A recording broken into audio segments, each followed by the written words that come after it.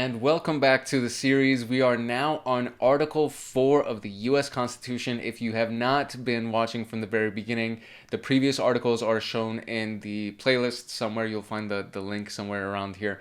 We're on Article 4 now, so we're just going to keep trucking along in this series. And if you're joining us, welcome. If you've been with us from the very beginning, let's get a move on. So without further ado, we're going to jump into Article 4 of the U.S. Constitution. Okay, Article 4, Section 1.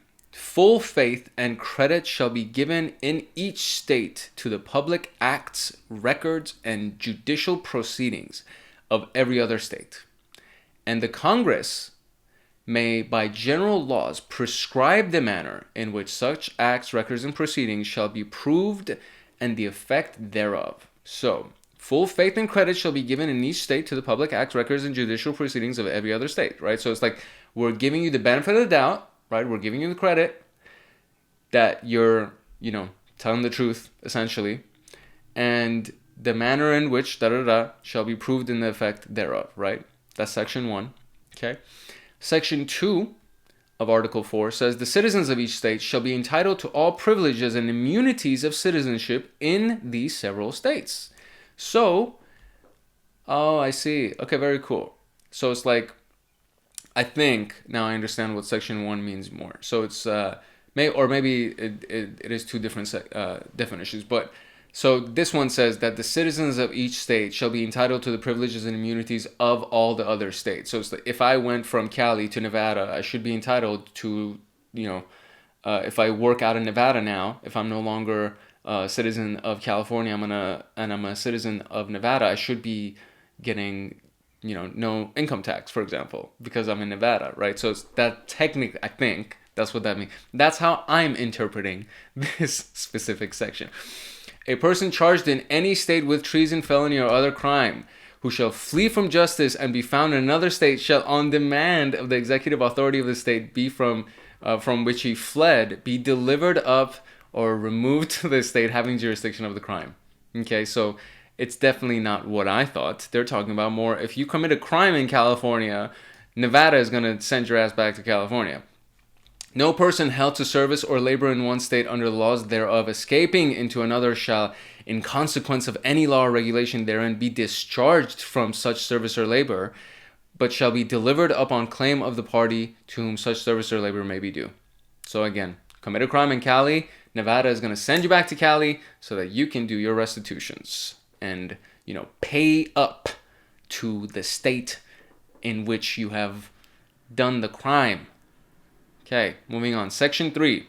New states may be admitted by the Congress into this union, but no new state shall be formed or erected within the jurisdiction of the other state, nor any state be formed by the junction of two or more states or parts of states without the consent of the legislatures of the states concerned as well as the Congress. So it's like you can't merge or do none of these things without consent, essentially. That's what they're saying.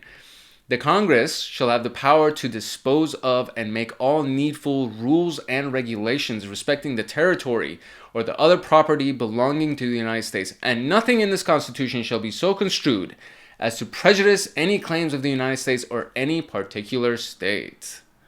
This is such a fancy freaking sentence, right?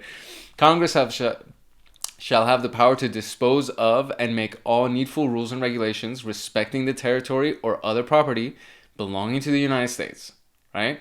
And nothing in this Constitution shall be so construed as to prejudice any claims of the United States or of any particular state.